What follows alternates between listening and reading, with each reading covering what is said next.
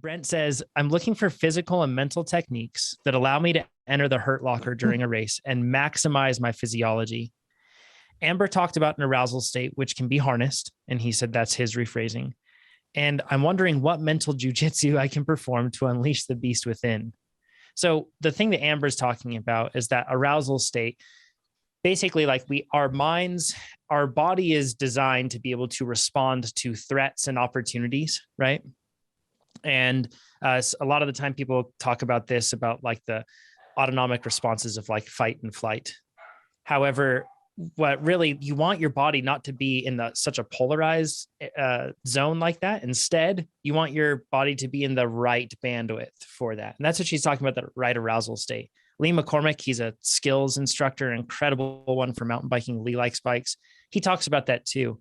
When he gets an athlete into something that's too challenging, their level of arousal is too high. And that's when you can't even take whatever you're supposed to do. You can't even take it on. It's too overwhelming. And if it's too low and it's too easy, you're not prepared to be in a spot where your body is challenged and is learning either. So that's like that arousal state that we're talking about. You kind of want to be in the right zone with that. So, but the question is, how do you get to that? Because races often push people too high up and they're so nervous that they can't even collect their thoughts.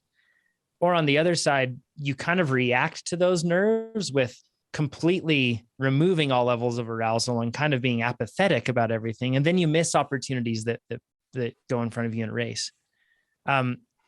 Alex, maybe we'll go to you and then we'll go to Hannah on this. What do you do to, and I'll say get in the zone, but particularly like we're talking about here, to be able to get the most out of yourself? What does that mental state feel like and how do you get there? Yeah. I guess it's a two-part thing for me. I like routine. So I do the same things. I feel like they're cues to my brain that it's like go time. Pancakes kind of started all off. Like if I'm having pancakes, like we're going to do a workout. And so like it kind of starts there. And then I like music at races, like normally 15, 20 minutes before I start my warm up, just kind of like get in my own space and listen to music that I like. I also like, going back to Amber, something I've started was kind of approaching with curiosity. I like asking myself questions like, what am I capable of? Can I suffer more? Can I last 5 more seconds? Kind of more optimistic questions like that, and kind of take the failure out of it. Because I'm okay losing if I gave my full effort. So I think my goal always is to have clear if I've given my all. Like I don't want afterwards to be, oh, I could have gone harder. Like I want in the moment to know that I just couldn't have given an ounce more. And so kind of approaching it that way has helped me a lot. And just taking the result piece away from it of just, is this what I'm capable of? Am I capable of more? Can I suffer more? Can I, go 1 gear higher? Can I make it to that tree? Kind of stuff like that keeps me focused and grounded, and without getting like, oh, I'm not doing well. I'm not climbing this fast enough. I didn't do that. Like those negative thoughts, I feel like are negative and it's kind of like if you look at the tree, you're going to hit the tree. So negative thoughts create negative outcomes, but also like they're distracting. If you're thinking those thoughts, then you're not focusing on your line or the gear you're in or breathing or just the basics. So Now for Alex, you've mentioned this before on your Instagram last year that you have struggled in the past with on race day, getting what you feel like you're fulfilling your potential on race day. And this is common for athletes around the world in every single sport, the vast majority of athletes. And for those of us listening to this, you can probably relate. You might be the sort of person where competition pulls absolute PR performance out of you every time. But for a lot of us, it isn't that way. And it can be tougher to get the most out of ourselves. Alex, I don't expect you to have this figured out, because all of us are figuring this out, and we're doing that for our entire, competitive careers, whatever level that may be. But what are your thoughts, and what are you looking forward to applying this year to be able to get to maximize and express all of that potential that you have in a race environment? I think the biggest thing for me, as odd as it may sound, is vulnerability. Like when I'm alone, like yesterday I did some power testing, when it's just me, like I can kind of just, there is no failure because it's just me. So it's like, I think being that deep in the pain cave around people is a struggle for me. It's kind of it's a very circular and backwards way of thinking, because in my mind, I'm like, oh, I got to hold a little back in case someone attacks me. But if I'm holding a little bit back, that's what allows them to be able to attack me. So it's as logical as I can see it right now. It's like on a big climb or in a key part of the race, I struggle with that level of vulnerability and just leaving it all out there kind of thing. Yeah, that's like, you're afraid of not performing to the level that you want to perform. And at the same time, you're also afraid of performing at a certain level and then you feeling like that validates your fears and concerns, right? It's complicated. Hannah, have you battled? I'm sure you've battled with that. You're an athlete. I think all athletes do. Do you have any thoughts to share on that specific aspect of it? Like, of how to get the most out of yourself and that fear of failure and vulnerability on race day? Yeah, I think it's just so true. And it's a piece that not a lot of people discuss because it's uncomfortable, but I always say sports are vulnerable. I've even talked with people who have said, yeah, I actually prefer not to do my best because then I know if I fall short, I could have done better and it makes me feel better.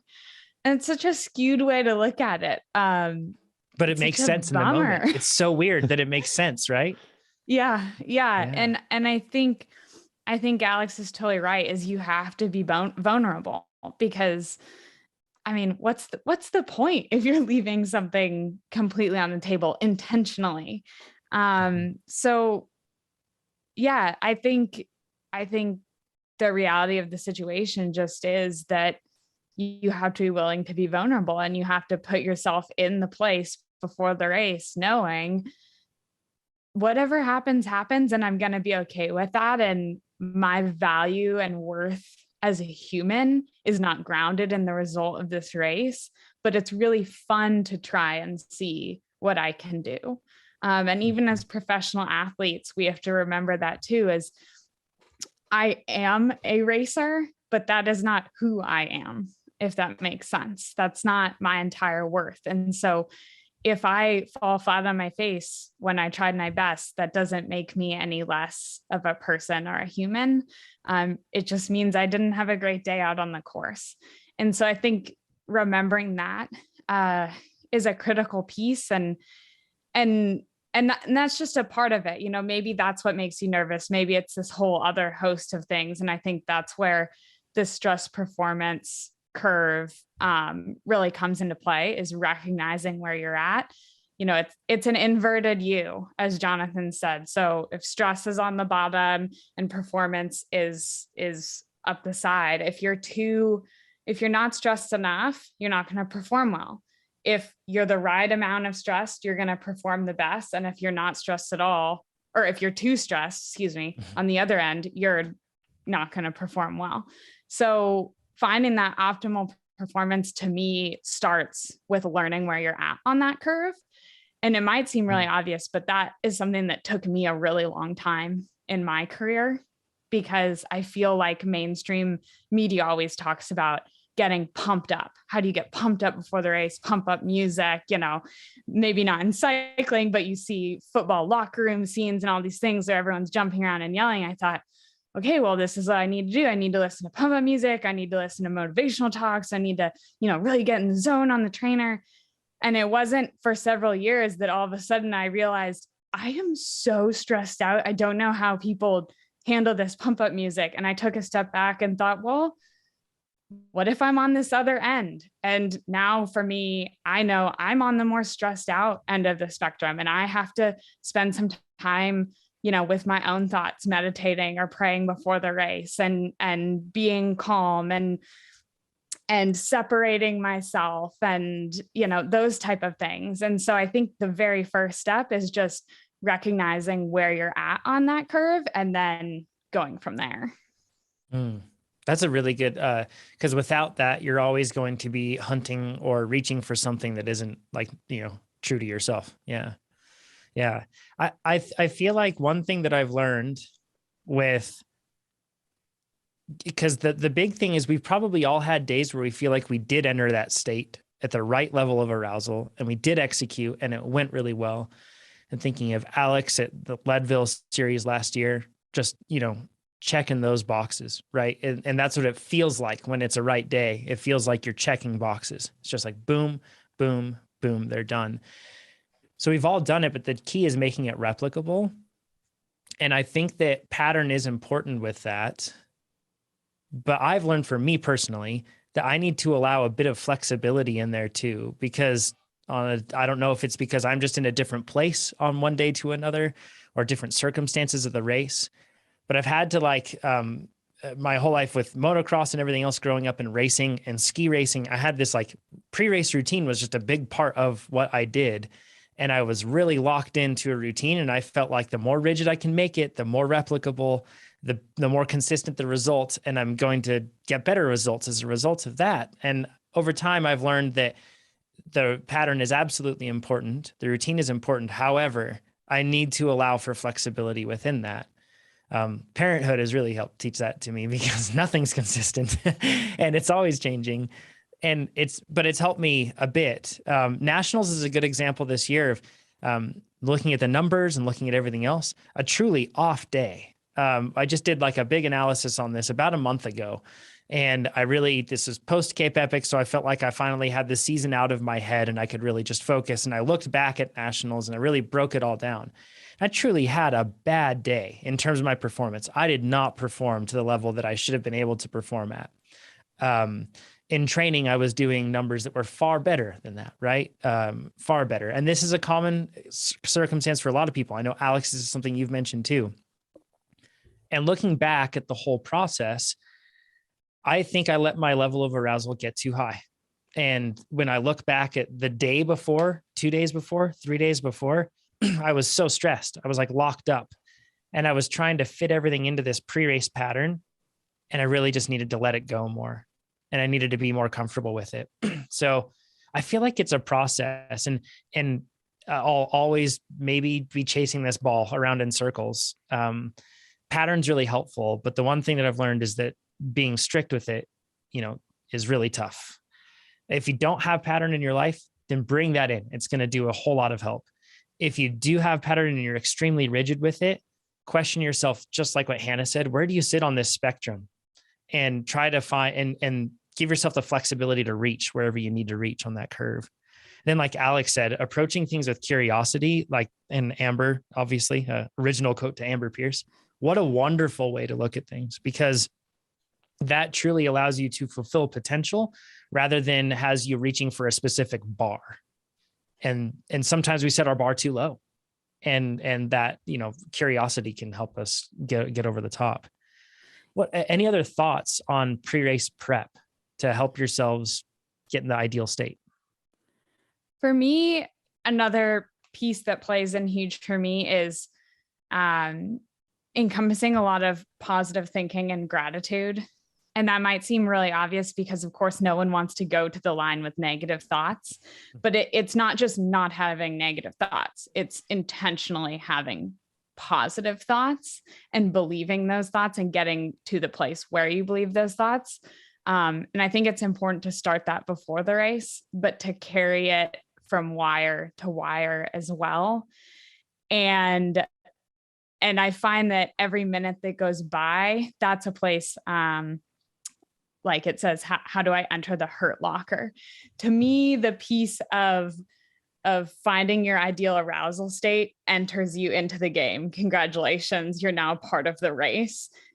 Entering into your hurt locker and figuring out how to go 100% is that next step after that. So once you've found that perfect arousal state, being able to hang on to positivity and gratitude for me is the biggest piece. And one of the rules that I've tried to set for myself that I'm not always successful with is, even after I cross the finish line, I have to be positive for at least 30 minutes. Because if you know that the second you cross the finish line, you're going to turn to whomever's standing there with a bottle for you and say, what an off day. Oh my gosh, it was such a bad race. You're already thinking that out on the course. So for me, knowing that when I cross the finish line, I'm going to own that result with at least one positive word in the finish chute means that I have to hang on to and believe that word the whole race, because it's going to come out of my mouth to somebody else at the finish. And so that's something that it helps me a lot, because then it can become a mantra of, you know, even if everything else is going bad, you can at least hopefully you can at least turn at the finish and say, well, I followed my nutrition plan. Just whatever it is, hold on to it so that you execute one thing that you're proud of, and it will help your race. Yeah, that's a great way to do it, to kind of have that cohesive thread. This is something that we talked about in the Successful Athletes podcast with Connor Wilson. I recommend everybody check that out. In 1 year, he ended up getting up to, I think that he was 4 something, but he got up to 5.2 watts per kilogram using TrainerRoad. I think he's a pro cyclist that just found it too late. He's not to take away from him. Actually, that was kind of a rude comment, because he puts in so much structure and hard work. It's not like he's just some naturally talented person that stumbled upon this. Connor, you work really hard, and I recognize that. Connor used to be a very high level ski racer, and we were talking a bit about visualization, and we discussed something that I had worked on visualization my whole life, whether it was memorizing a ski course, whether it was a motocross track, and now in cycling. And I struggled many times with when I was envisioning something, and I have my eyes closed right now. If you're driving, don't do this. But when I was visualizing something and have my eyes closed, I'd be walking through a course and sabotage would happen. I'd see myself crash, or I'd see myself get past, or I'd see something bad happen. And I remember I used to like halt and be afraid of those bad thoughts. Like, if I'm envisioning a bad thought, why am I doing that? Restart. And I would try to force myself to see it positively. But in the back of my mind, I would then have this doubt that would reside there the whole time. And I had a breakthrough moment, and I cannot believe I didn't talk to somebody about this, because I bet that I could have solved it way earlier. And it would have helped me. But I had a breakthrough moment where, instead of stopping and being afraid of those bad occurrences and the bad things that I would see when I was envisioning something, I would entertain them, and I would explore them, and I would see their outcome. And then what I would do is I would think, okay, so how do I recover from that? How do I switch? And I think that the reason that I had such an adverse reaction to it was because in skiing, if you make a mistake, you're disqualified. So if you miss a gate, or if your ski pops off, you're done.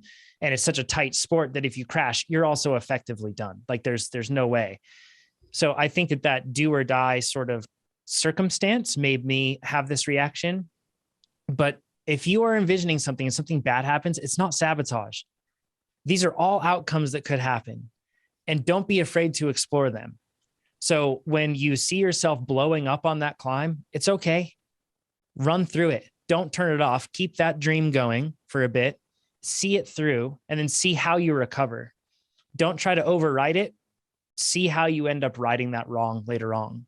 And that's been transformational for me, because it's allowed me to have like a better relationship with envisioning outcomes of races, and then being able to approach it with curiosity, like Alex said, and also without fear. So then that way, because otherwise you envision something, you're afraid of these moments that could go bad. As soon as you go into that race and a bad thing happens, you will become doubtful, you will lose focus, and it really ends up hurting you. So envisioning isn't envisioning something perfectly. It's just seeing how you move through the race, and let yourself go through all different avenues that you have time to explore. And I promise you, it will make it so that when you're in the race, you feel much more balanced. You feel like you're in control, and you feel like you can execute. That's just been a huge thing. Don't be afraid of bad envisioning. Let yourself run through it.